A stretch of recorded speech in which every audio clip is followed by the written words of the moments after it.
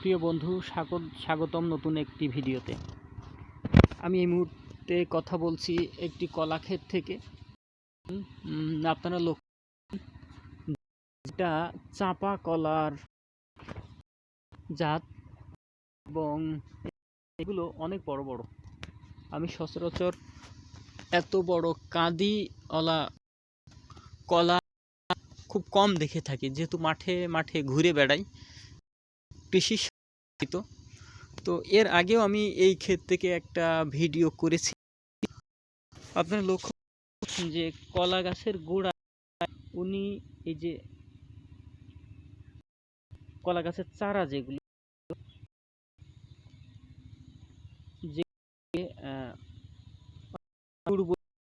অনেকে থাকে, স্থানীয় ভাষায় বিভিন্ন রকম নামে পরিচিত। তো উনি নিয়মিত দেখেন প্রতিটা একটা করে কলা গাছ, কোনো জায়গায় দুইটা, এখানে দুইটা আছে, এখানে একটা আছে, এরকম অধিকাংশ জায়গায় উনি একটা করে কলা গাছ রেখেছেন এবং প্রতিটা গাছে কাঁদি আছে একটা করে। সাথে এই বোকগুলো বা কলা গাছের চারাগুলো উনি দিয়েছেন, কারণ বাড়তে দেওয়া হয় এই মূল গাছে এবং ভালো ফলনের জন্য ছোট চারা গাছকে কেটে রাখতে হয়। তো আমার এই কৃষক বন্ধুর পরিকল্পনা ছিল উনি এই রোজার ঈদে এই কলা বাজারজাত করবেন, যেহেতু ওই সময় কলার ভালো দাম থাকে। এই জন্য উনি এই সময়টাকে টার্গেট করেছেন গত বছরের ফাল্গুন মাসে এই কলাগুলো রোপণ করা। যেহেতু এবছর প্রচুর পরিমাণ বৃষ্টি ছিল, যে কারণে কলাগুলো কিছুটা নাবিতে উঠছে। হ্যাঁ, যদি গরম বেশি থাকে, রোদের পরিমাণ বেশি থাকে, তাহলে কলা সাধারণত দ্রুত পরিপক্ক হয়। আর শীতের পরিমাণ বা বৃষ্টির পরিমাণ একটু বেশি থাকলে কলা একটু ধীরে ধীরে বাড়ে।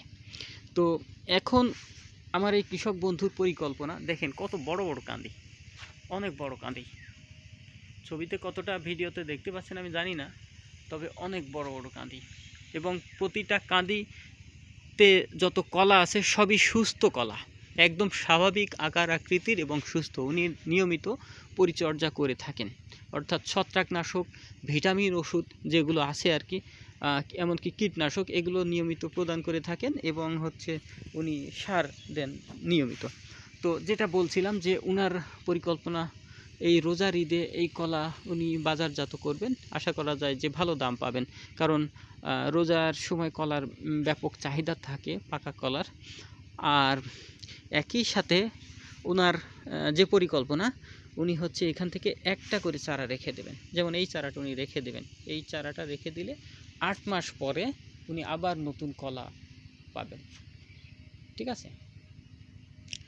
আর উনি এই বাগান থেকে, এই বাগানটা উনি ভেঙে দেবেন, মানে একটা রেখে এই বাগানটার পাশাপাশি নতুন আরেকটা বাগান করবেন। তো ভেঙে দিবেন বলা ঠিক হবে না, উনি আরেকটা করে আরেকবার ফলন নেবেন, নিয়ে তারপরে এই বাগানটা উনি ভেঙে দিবেন এবং ওনার পাশের যে জমি সেখানে উনি আবার নতুন কলা বাগান করবেন আগামী ঈদকে টার্গেট করে, আগামী রোজার ঈদকে টার্গেট করে। তার মানে এই কলা উনি এখান থেকে আরও একটি করে চারা রেখে দিয়ে মেইন যে চারাটা রাখবেন উনি এখানে বাগানটা টিকিয়ে রাখার জন্য, বাদ বাকি চারাগুলো থেকে উনি আরও একটি বা দুইটি চারা সর্বোচ্চ রাখবেন। সেই চারাগুলোকে উনি ওনার নতুন জমিতে রোপণ করবেন। এটা হবে বৈশাখ মাসের প্রথম সপ্তাহে, যাতে ওখান থেকে আবার পরবর্তী 1 বছরের মধ্যেই, 1 বছরের প্রায় শেষের দিকে বলা যায়, আবার যখন রোজার ঈদ আসবে সেই সময় উনি ওখান থেকে কলা বাজারজাত করতে পারবেন, অর্থাৎ কলা উনি পাকা কলা ওখান থেকে সংগ্রহ করতে পারবেন আর কি, এরকম টার্গেট করে। তো এটা খুবই লাভজনক পরিকল্পনা এবং এইখান থেকে যে কলাটা উনি গাছ রেখে দিবেন, এটা 5 মাস পরে কাঁদে আসবে প্রায়। ঠিক আছে। তো আপনারা যারা কলা চাষের সাথে জড়িত, যেহেতু কলা খুবই লাভজনক একটি ফসল বর্তমানে, তো সেই ক্ষেত্রে এরকম যারা আপনারা হিসাব করে আর কি এভাবে চাষ করেন তাদের জন্য এই ভিডিও তথ্য কিছুটা কাজে লাগতে পারে বলে আমার বিশ্বাস। যারা কলা চাষ করবেন তারা যদি এই ভিডিও থেকে কিছু নতুন তথ্য পান সেটি হবে এই ভিডিওর সার্থকতা। তো আপনাদের সবাইকে ধন্যবাদ এবং আবারও শুভেচ্ছা জানিয়ে শেষ করছি আজকের কথা বলা।